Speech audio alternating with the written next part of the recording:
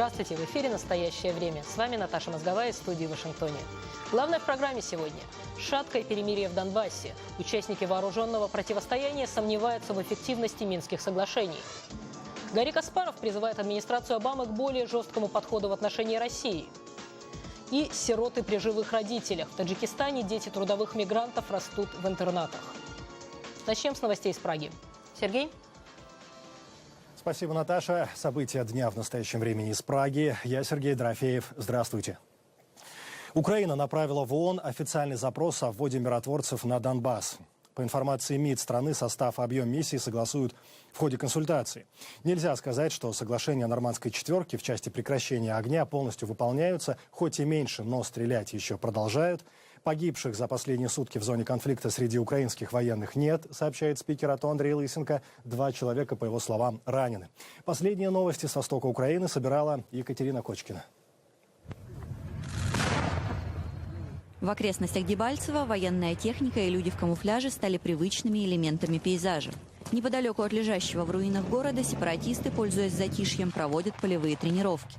Официальный Киев обеспокоен тем, что боевики непризнанных республик по-прежнему накапливают вооружение в стратегических точках. Боевики активно продолжают доставлять оборудование и артиллерию через железнодорожный узел Дебальцево и строить оружейные хранилища вокруг Донецка. Непривычно тихо и в Донецком аэропорту. Несмотря на то, что стороны продолжают обвинять друг друга в нарушении режима прекращения огня, интенсивность обстрелов существенно ниже, чем во время предыдущих перемирий. Ну, так по мелочам. Вот снайпер отработал. Вечером ПТР отработал. Обычно рабочая обстановка. Стороны отмечают, что в целом перемирие соблюдается. Безумовно, ми можемо сьогодні констатувати. Мы можем сказать, что мы смогли остановить наступление агрессоров.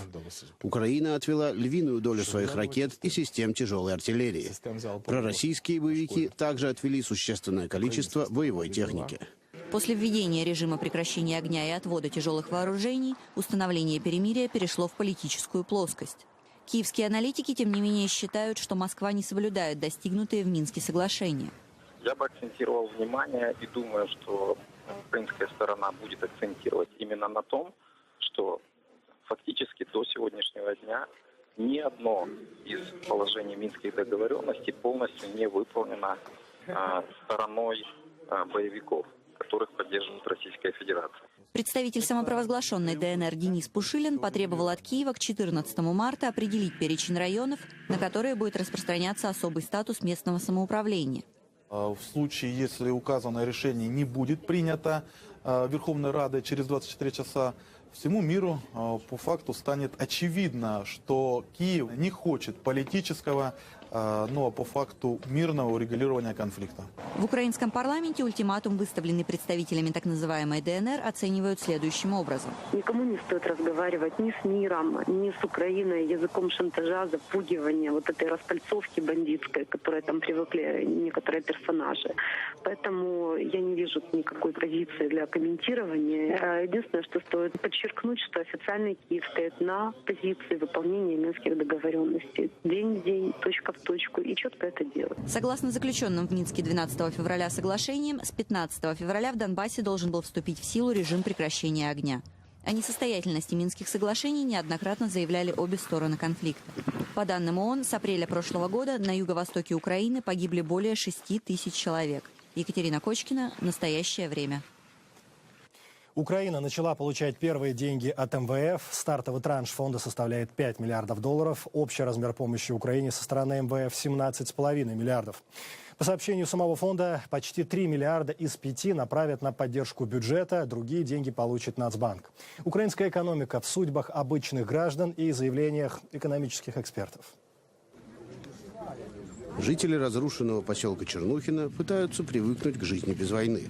Люди стали возвращаться в поселок из-за того, что нас перестали бомбить. Нас так бомбили, что мы думали, что мы вообще не выживем. Многие не получают зарплату с прошлого июня, поэтому за бесплатной едой люди готовы часами стоять в очередях. На площади им дают горячий суп и по буханке хлеба в руки. Но гуманитарная помощь нужна не только Донбассу, она нужна всей Украине. Предоставить ее готов Международный валютный фонд. Программа кредитования рассчитана на $17,5 миллиардов в течение 4 лет. Планируется, что большая часть, около 10 миллиардов, будет выделена уже в первый год. Вместе с деньгами Киев получает список условий. Украина должна провести болезненные реформы и значительно сократить госрасходы. Для экономики страны, которая и так страдает от конфликта в Донбассе, это будет непросто. Чувствую себя неспокойно, переживаю очень за обстановку. И дай бог, что все быстрее успокоилось. Трудно найти, наверное, однозначный ответ на то, что нужно делать и как нужно делать. Но я думаю, что власть делает очень многое для этого. Аналитики говорят, что экономика Украины в крутом пике.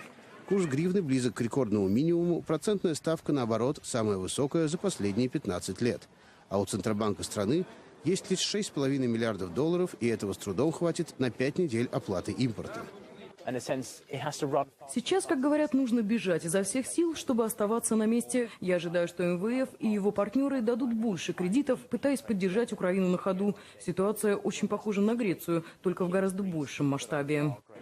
МВФ ожидает 2% роста экономики страны уже в 2016 году и 4% в среднесрочной перспективе. Однако аналитики настроены более пессимистично. Не думаю, что экономика Европы вырастет больше, чем на 1%. При этом российская сократится на 4-5%. Так что рост украинской экономики на 2% – это очень оптимистичный прогноз. Гораздо более реалистичен нулевой рост. Новая программа МВФ предполагает реструктуризацию внешнего долга Украины, включая евробонды на 3 миллиарда долларов, выпущенные правительством бежавшего Виктора Януковича. Кроме того, Киев намерен сократить в этом году 20% госслужащих и начать программу приватизации госкомпаний. ФСБ в Крыму провело обыски у независимых журналистов. Корреспонденту Центра журналистских расследований Наталье Кокориной допустили адвоката. Наталью задержали сегодня утром при обыске в ее квартире. ОБСЕ призывает немедленно журналистку освободить. Сегодня сотрудники ФСБ также пришли к родителям Анны Андреевской. Крымская журналистка после аннексии полуострова проживает в Киеве. Как передают наши корреспонденты, в отношении Андреевской возбуждено уголовное дело за якобы призывы к свержению власти в Крыму. И независимо от профессии, сегодня на полуострове не просто жить всем, кто не изменил своим принципам. Наш материал о том, каково это – носить с собой паспорт с трезубцем, а не с орлом. После присоединения Крыма к России одни украинцы сочли полуостров оккупированной территорией и переехали ближе к Киеву, другие решили остаться. Геннадий – менеджер в туристической фирме в Ялте. От российского гражданства он отказался, оформил себе вид на жительство и сохранил украинский паспорт. Перспективы своего бизнеса Геннадий видит только в европейском обществе. Я бы хотел жить здесь и работать, но понимаю, что все будет реально. А в данном случае это все возврат к какому-то Советскому Союзу, какой-то Белоруссии. По словам Геннадия, туристический бизнес в Крыму серьезно страдает после присоединения. Особенно остро украинец ощущает отсутствие отдыхающих из западных регионов своей страны.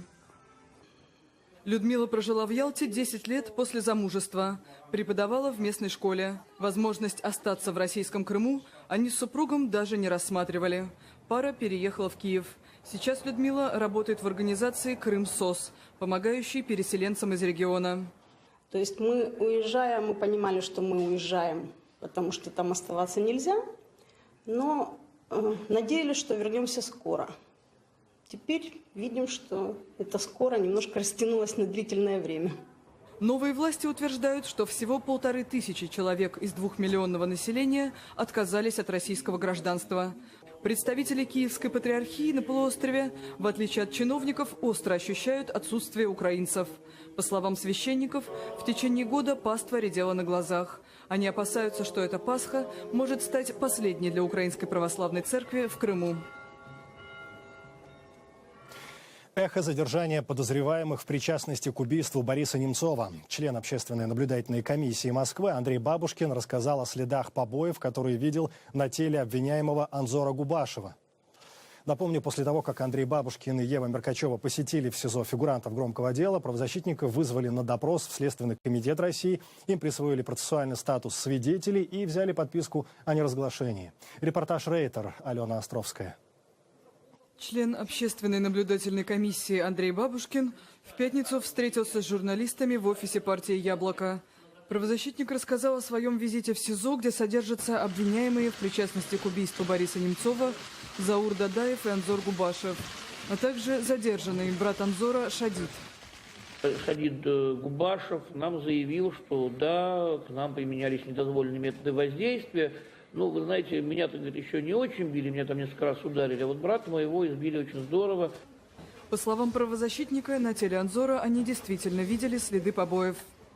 Ну и когда мы зашли к Анзору Губашу, мы увидели, у него ссадины на переносице, ссадины на руках, ссадины на ногах. При этом подозреваемые сообщили Бабушкину, что в СИЗО чувствуют себя в безопасности, и рассказали об обстоятельствах задержания главного обвиняемого по делу. К Зауру Дадаеву мы уже, в общем-то, со слов Губашева знали примерные обстоятельства задержания. Мы знали, что все это произошло около ингушского города Малгобек. Мы знали, что применялись недозволенные методы воздействия. Мы знали, что на всех задержанных были надеты маски. Бабушкин подчеркнул, что не симпатизирует подозреваемым. Для него важно, чтобы следствие велось честно и все гражданские права фигурантов дела соблюдались. Андрей Бабушкин навещал подозреваемых вместе с журналисткой Евой Меркачевой. После визита в СИЗО обоих вызвали в Следственный комитет, присвоили статусы свидетелей и взяли подписку о неразглашении материалов уголовного дела.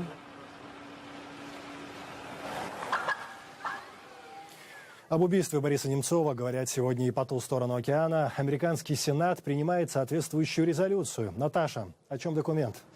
Да, Сергей, резолюция была принята единогласно. Она посвящена Борису Немцову. В ней отмечена приверженность лидера оппозиции делу свободы и защите прав россиян, а также стремление, цитата, «избавить российское правительство от коррупции, питающей авторитаризм». Конец цитаты. Сенаторы призвали администрацию Обамы расширить также список Магнитского. Сторонником принятия этого списка был Немцов.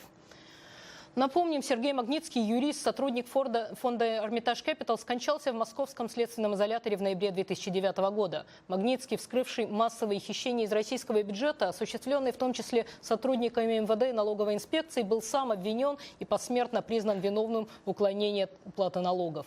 Наш корреспондент Александр Панов взял интервью Гарри Каспарова, который вместе с Борисом Немцовым добивался принятия Конгрессом и Белым домом акта Магнитского. Гарри Кимович, американский Сенат единогласно принял резолюцию, посвященную жизни и трагической гибели Бориса Немцова. Вам известно, кого лично добивался Немцов внести в список Магнитского? И есть у вас соображения на этот счет, кого там не хватает? Можно только сказать, что лучше поздно, чем никогда. Хотя, конечно, американский Сенат сильно запаздывает с применением таких санкций, которые могли бы в какой-то момент отрезвить правящий российский класс и, в общем, может быть, предотвратить множество трагедий, включая и убийство самого Бориса. Мы вместе с ним работали над этим списком, то есть там список достаточно большой, там, по крайней мере, сразу можно с лета назвать фамилии Чурова, Бастрыкина, то есть тех людей, ну, естественно, судей, которые принимали все эти решения и по Болотной площади, и по другим резонансным политическим делам. Эту резолюцию Сената можно, конечно, только приветствовать. Это их попытка поддержать призывы Бориса Немцова. Это как бы в память о его борьбе за демократию в России. И все-таки выполнить то, что надо было делать гораздо раньше. И это, конечно, список сегодня должен расширяться в разы, может быть, даже уже в десятки раз. Еще один призыв американских сенаторов к Бараку Обаме – усилить поддержку единомышленников Бориса Немцова в России. Я цитирую: чтобы противостоять потоку пропаганды и созданной Владимиром Путиным в Российской Федерации атмосфере ненависти. Что вы думаете по поводу этого призыва и насколько он реален? Насколько Запад может помочь? Ну и еще раз... Лучше поздно, чем никогда. То количество лжи, которое регулярно выплескивают путинские средства массовой информации, как в России, так и за рубежом, оно, конечно, вредит здоровью даже самых крепких людей. Поэтому, если сенаторы действительно добьются того, чтобы администрация Обамы наконец перешла от слов к делу, то мне кажется, что сегодня возможности противостояния пропаганде такой, они вполне реальны. Мне кажется, что как раз принципиальная ошибка администрации Обамы была в том, что им казалось, что есть какие-то прагматические соображения, следуя которым надо отказываться от принятия списка Магнитского, который мог бы на самом деле сыграть очень важную роль для того, чтобы, в общем, остановить сползание путинского режима к откровенно фашистской диктатуре. Чем жестче сегодня будет вести администрация Обамы, тем скорее и менее болезненно пройдет процесс выздоровления российской политической системы, потому что такие диктатуры, путинская диктатура, они обваливаются достаточно быстро.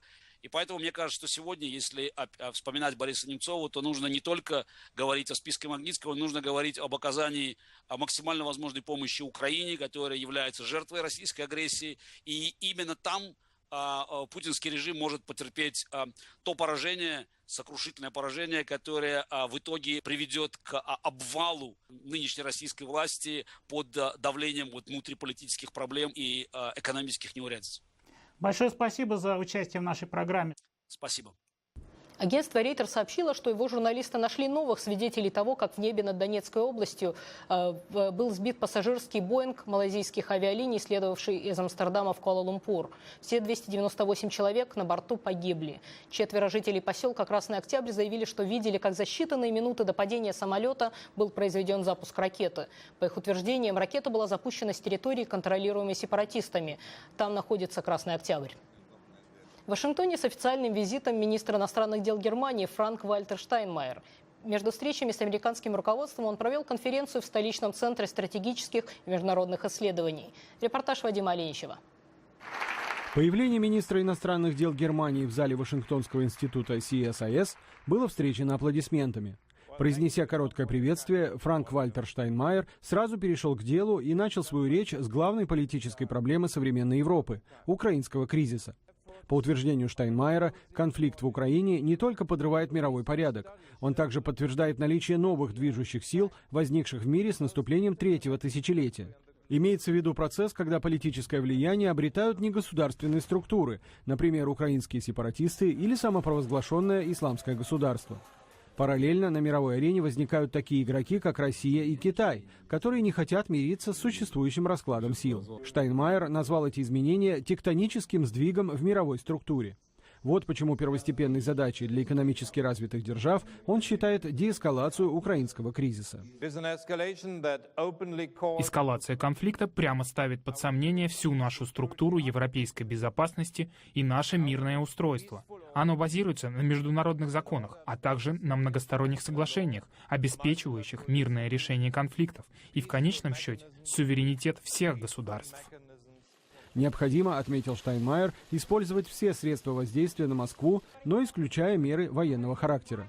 Если поторопиться с применением силы, легко пройти точку невозврата, за которой может последовать усугубление кризиса. Вот почему обязательным условием для совместного ответа европейцев России должен быть предварительный и тщательный анализ ситуации. Исходя из того, что сказал на встрече Франк-Вальтер Штайнмайер, страны Евросоюза постараются избежать полномасштабной войны на континенте любой ценой и до последнего будут стараться разрешить кризис дипломатическим путем. Но это не значит, пояснил глава внешнеполитического ведомства Германии, что Россия может рассчитывать на мягкотелость руководства Евросоюза и НАТО. Какой-либо передел границ Европы, подчеркнул он в заключении, абсолютно исключается. Вадим Оленичев, Андрей Дегтярев. Настоящее время. Вашингтон. Между тем, Совет Европы продлил на полгода действие санкций Евросоюза против 150 лиц и 37 организаций в связи с действиями против суверенитета, территориальной целостности и независимости Украины. На фоне ухудшения отношений между США и Россией все чаще звучат термины и географические названия, памятные по периоду Холодной войны. На этой неделе, например, Соединенные Штаты попросили Вьетнам прекратить предоставлять России бывшую американскую базу для дозаправки стратегических бомбардировщиков, которые способны нести ядерное оружие. Слова пресс-секретаря Госдепартамента Джен Псаки. Мы уже настоятельно призывали вьетнамские власти предпринять меры для того, чтобы Россия не могла иметь доступ к бухте Камрань для деятельности, которая может привести к усилению напряженности в регионе. Естественно, мы обратились к правительству Вьетнама в частном порядке. Но информация, тем не менее, стала публичной. В студии наш обозреватель Александр Григорьев. Саш, что так беспокоит Вашингтон? Беспокоят полеты российских стратегических бомбардировщиков, которые в течение последнего года серьезно активизировались. Их стало больше везде, их стало больше в небе над Европой, их стало больше вблизи восточного побережья США. Благодаря заправкам Камрани они долетают до Гуама, американского владения в Тихом океане, они облетают Калифорнию. Естественно, они летают вдоль берегов Аляски. То есть российская стратегическая авиация, которая потенциально способна нести ядерные заряды, приблизилась, так скажем, к границам США. И все это происходит на фоне резкого ухудшения отношений и российской риторики. Я напомню о знаменитых заявлениях о том, что Россия способна превратить Соединенные Штаты в радиоактивный пепел. Для того, чтобы обезопасить Соединенные Штаты, недостаточно только военных мер. Понятно, что, так сказать, никто не будет этим рисковать. Поэтому и Вашингтон перешел в это наступление. Раньше никого не беспокоило то, что Россия использует Камрань или любой другой военный объект, где бы то ни было. То есть иногда такие вещи дебатировались с закрытыми дверями, обсуждались, иногда были какие-то торги на этот счет. Я напомню, как все происходило дело в Центральной Азии после 11 сентября. А с Камранью это вот такая первая история, когда Соединенные Штаты попросили Вьетнам, который сейчас крайне заинтересован в дружбе с Соединенными Штатами и с Россией одновременно, для того, чтобы выступать против давления Китая, выбрать, на чьей стороне он будет играть в будущем. Ну вот и по твоим оценкам, на чьей стороне он будет в будущем? В смысле, каковы шансы, что Вьетнам положительно ответит вот на этот вот это запрос очень хороший США? вопрос, на который я не знаю ответа. Вероятно, Вьетнам пытается очень давно продать эту базу. Не то, что продать в физическом смысле этого слова, но дать возможность кому-то ею пользоваться. Это может быть кто угодно, но только не Китай. Да? То есть могут быть американцы, могут быть россияне, могут быть украинцы, киприоты. Все равно, потому что это возможность для Вьетнама заработать денег и обеспечить свою безопасность. И вот сейчас в Ханое будут происходить консультации, без сомнения, будет решать все-таки, кто выгоднее. Дружба с Россией, либо дружба с Соединенными Штатами, которые, как известно, повернулись лицом к Азии. Интересно, будем следить, как это будет разворачиваться. Спасибо. С нами в студии был наш обозреватель Александр Григорьев. Из Вьетнама на Северный Кавказ. Передаем эфир коллегам в Праге. Сергей? Сироты при живых родителях. В Таджикистане интернаты полны детьми, чьи родители уехали на заработки в Россию и оставили их на попечение родных. Из-за кризиса в России трудовые мигранты посылают домой все меньше денег, и родственники, многие из которых, отмечу, сами с трудом сводят концы с концами, вынуждены отдавать детей в приюты. Санавбар Хасанова воспитывает внука уже 14 лет. В 2001-м ее единственный сын уехал на заработки в Россию, оставив пожилой женщине годовалого Аюба. Первое время денег не хватало. Скромная пенсия и небольшие суммы, которые регулярно присылал сын, позволяли ей содержать семью. Сейчас все изменилось. Говорят, в России кризис. Моему сыну там уже несколько месяцев не дают зарплату. Денег нет, едва сводим концы с концами. Поэтому решила отдать Аюба в специализированную школу. Пусть государство заботится о нем, по крайней мере, пока сын не вернется домой. Сироты при живых родителях, таких как Аюб, в республиканской специализированной школе в городе Душанбе немало. Близкие родственники, на которых оставляют детей, обычно сами едва сводят концы с концами. Не справляясь с воспитанием внуков, бабушки и дедушки вынуждены отдавать их в интернат. В нашу школу приводят и таких детей, у которых родители находятся в трудовой миграции, живут и работают в Российской Федерации и могут годами не приезжать в Таджикистан. К сожалению, их не часто навещают. От этого, конечно, дети страдают.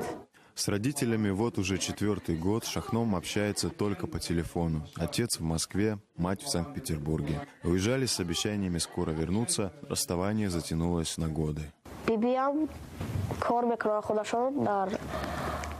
Денег родители нам не высылают. Бабушка работает поваром в Гиссаре.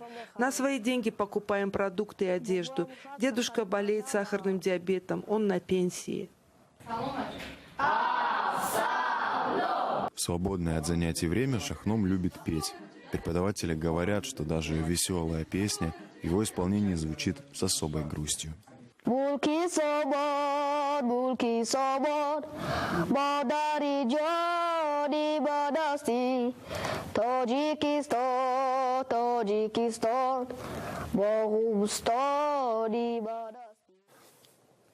Ну и теперь в Нагорный Карабах. На фоне войны в Украине спор Армении и Азербайджана отошел на второй план, а между тем людям в зоне конфликта легче не становится. Мирные переговоры по Карабаху застопорились, местное население продолжает гибнуть от выстрелов снайперов. Беларусь вслед за площадкой для переговоров по Украине готова стать и площадкой для встреч по Нагорному Карабаху. В эти дни в Минске собрались сопредседатели Минской группы ОБСЕ. Если необходимо, заявляет глава белорусского МИД, мы можем предоставлять площадку для выработки всеобъемлющего мирного соглашения. Минская группа ОБСЕ, отмечу, единственный постоянный переговорный формат между Арменией и Азербайджаном по поводу конфликта. Группа состоит из 3 представителей от Франции, России и Соединенных Штатов. Это программа «Настоящее время» и далее эфир из Вашингтона. Коллеги. В Бостоне продолжается суд над Джохаром Царнаевым по обвинению в организации и осуществлению взрывов во время марафона в апреле 2013 года. С нами на связи из Бостона наш корреспондент Фатима Атлисова. Фатима, какие новости из зала суда? Наташа, здравствуй. 6 дней реального времени процесса – это 2 недели календарного времени. За это время перед присяжными выступили около 40 свидетелей обвинения. Были представлены очень большое количество, множество видео, фото, материалов и документов, никогда ранее не демонстрировавшихся. Обвинение на этом этапе обвинение закончилось эпизодом взрывов на марафоне, последовавшим через 3 дня после этого убийством офицера полиции Массачусетского технологического института, а также с угоном, похищением автомобиля «Мерседес» и его владельца, побег которого и последующий звонок и сотрудничество с полицией сыграли решающую роль в нахождении и поимке братьев Царнаевых. Этот свидетель также выступил вчера в суде. Все это время обвинение, пока обвинение представляет свои аргументы, защита вела себя достаточно пассивно. Воспользовавшись правом на перекрестный опрос, только с 6 свидетелями обвинения из 40 выступивших. На следующей неделе обвинение продолжит представлять свидетелей и доказательства по эпизодам погони и столкновения с полицией в Уотертауне, гибели Тамерлана Царнаева и сдачи Джохара Царнаева. Наташа? Спасибо. С нами на прямой связи из Бостона была наш корреспондент Фатима Атлисова. Вероятно, в последнее время в репортажах наших корреспондентов с Капитолийского холма вы заметили, что они стоят на фоне несколько странного объекта, обнесенного лесами и прикрытого защитной пленкой. Дело в том, что с ноября здание Капитолия находится на реконструкции. Каркас его знаменитого купола был отлит из чугуна в 1863 году, но и за прошедшие 150 лет он многократно подвергался ударам молний. И вот в последний раз ремонт проводился в 1960 году. За это время в куполе образовались около 1000 щербин и трещин. Он даже начал протекать. Чтобы не отвлекать законодателей, ремонтные работы ведутся в основном по ночам. К разочарованию туристов завершатся они лишь к инаугурации нового президента США в январе 2017 года. На этом мы заканчиваем программу «Настоящее время». Спасибо, что были с нами. Увидимся снова в понедельник. Сергей? Мы благодарим коллег в Вашингтоне, а также всех наших зрителей. Смотрите нас в эфире своих национальных телеканалов. «Настоящее время» вновь наступит уже в понедельник. Я Сергей Драфеев. Всего доброго. До свидания.